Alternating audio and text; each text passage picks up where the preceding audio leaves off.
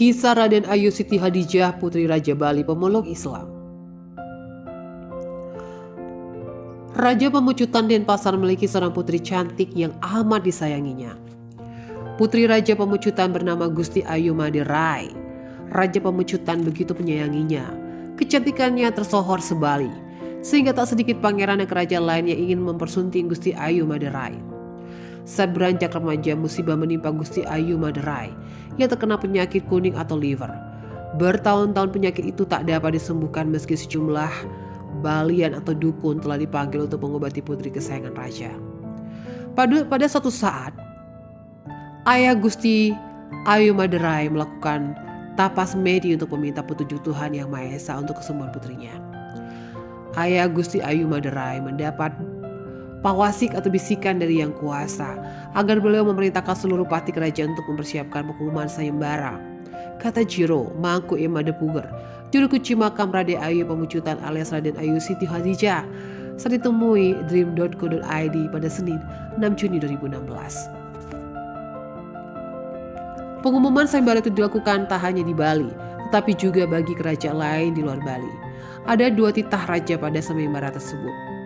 Pertama, barang siapa yang dapat mengobati dan menyembuhkan penyakit anaknya, kalau dia perempuan akan diangkat menjadi anak angkat saja. Kedua, kalau dia laki-laki, jika memang jodohnya akan dinikahkan. Sabda sayembara Raja Pemecutan didengar oleh ulama dari Yogyakarta. Ulama ini memiliki ilmu kebatinan tinggi. Dia memiliki anak didik kesayangan dari Bangkalan Madura bernama Pangeran Cakraningrat IV, tutur Jiro Mangku. Ulama dari Yogyakarta itu memanggil Pangeran Cakraningrat IV untuk datang ke Yogyakarta. Setelah menghadap, sang ulama memerintahkan agar Pangeran Cakraningrat IV pergi ke Tanah Bali untuk menemui Raja Pemecutan Bandung. Singkat cerita, Pangeran Cakraningrat IV berangkat ke Bali ditemani oleh 40 orang prajurit. Sesampainya di kerajaan Pemecutan, Pangeran Cakraningrat IV langsung menemui Raja Pemecutan dan mengutarakan maksud untuk mengobati tuan putri yang tengah sakit keras. Pada saat pertemuan pertama dan bertatap mata antara Pangeran Cakraningrat IV dan Gusti Ayu Maderai, beliau berdua sudah jatuh cinta. Selanjutnya Pangeran Cakraningrat IV membacakan mantra untuk menyembuhkan penyakit tuan putri. Pangeran berhasil menyembuhkan putri kesayangan raja. Sesuai janji raja, keduanya pun dinikahkan. Bukan karena janji semata, pernikahan itu memang dilandasi cinta oleh Pangeran Cakraningrat IV dan Gusti Ayu Maderai. Beberapa saat setelah menikah, Pangeran Cakraningrat IV mohon pamit kembali ke Bangkalan Madura. Gusti Ayu Maderai yang telah syah menjadi istrinya diajak ikut serta. Di Bangkalan Madura, kedua mempelai diupacarai secara resmi. Gusti Ayu Maderai menjadi mualaf pemeluk agama Islam. Nama beliau diubah menjadi Raden Ayu Siti Hadijah alias Raden Ayu Pemecutan. Setelah memeluk agama Islam, Raden Ayu Siti Hadijah rajin menunaikan kewajiban agama. Sholat 5 waktu tak pernah ditinggalkan oleh istri keempat Pangeran Cakraningrat IV itu. Suatu hari Raden Ayu Siti Hadijah meminta Siti izin kepada suaminya Pangeran Cakraningrat IV untuk pulang sebentar ke kampung halamannya di Bali. Beliau rindu dengan ayah ibu dan keluarga besar kerajaan Pemecutan. Pangeran Cakraningrat IV mengizinkan beliau pulang ke Bali. Beliau memerintahkan pengawal dan dayang-dayang sebanyak 40 orang untuk mengawal Raden Ayu Siti Hadijah.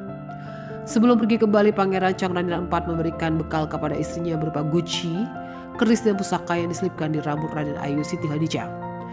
Dalam perjalanan Raden Ayu Siti Hadijah dari Tanah Bangkalan menuju Bali, keluarga besar kerajaan Pemecutan telah mempersiapkan upacara Maligia.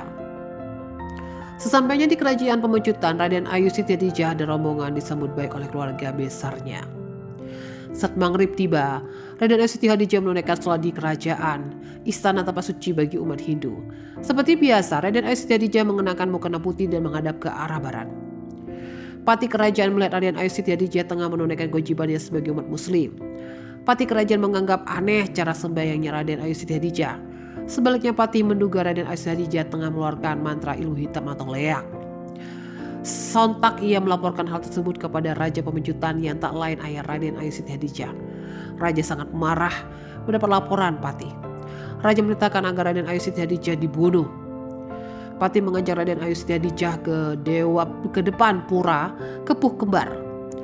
Raden Ayu Siti Hadijah mengaku telah memiliki firasat jika ia akan dibunuh. Maka ia pun meninggalkan pesan kepada Pati sebelum mengembuskan nafas terakhir. Janganlah saya dibunuh dengan memakai senjata tajam karena itu tidak akan dapat membunuh saya. Pakailah cucu konde saya ini yang disatukan dengan daun sirih dan diikat benang tridatu atau benang 3 warna putih, hitam, dan merah, kata juru mangku. Nanti lemparlah cucu konde ini ke arah dada saya sebelah kiri. Apabila saya sudah meninggal, dari badan saya akan keluar asap. Bila asap yang keluar dari badan saya berbau busuk, silahkan Paman Pati tanam mayat saya sembarangan. Tapi jika asap saya dari badan saya berbau harum, tolong berikan saya tempat suci yang disebut keramat, pesan Raden Ayu Siti Hadijah. Benar saja. Begitu cucu konde ditancapkan dari tubuh Raden Ayu Siti Hadijah mengeluarkan asap dan aroma harum. Kejadian ini dilaporkan kepada raja. Raja sangat menyesal atas keputusannya. Saat itu begitu jasad Raden Ayu Siti Hadijah dikebumikan, tumbuhlah sebatang pohon setinggi 50 cm di tengah makam beliau. Dicabuti sampai 3 kali, pohon itu tumbuh kembali. Kakek dan nenek saya saat itu ditugaskan menjadi juru kunci, akhirnya bersemedi. Raden Ayu Siti Hadijah berpesan agar pohon yang tumbuh di tengah makam dipelihara dengan baik, karena pohon ini tumbuh dari rambut beliau. Melalui pohon ini Allah SWT memberi mujizat dan rezeki kepada umat yang berziarah. Hingga kini pohon tersebut terus menjulang tinggi dan diberi nama pohon rambut tinggi. Dan diberi nama pohon rambut atau taru rambut. Tiap harinya selalu ramai umat Islam berkunjung ke makam Raden Ayu Siti Hadijah, apalagi menjelang Ramadan seperti saat ini sudah barang tentu ramai peziarah.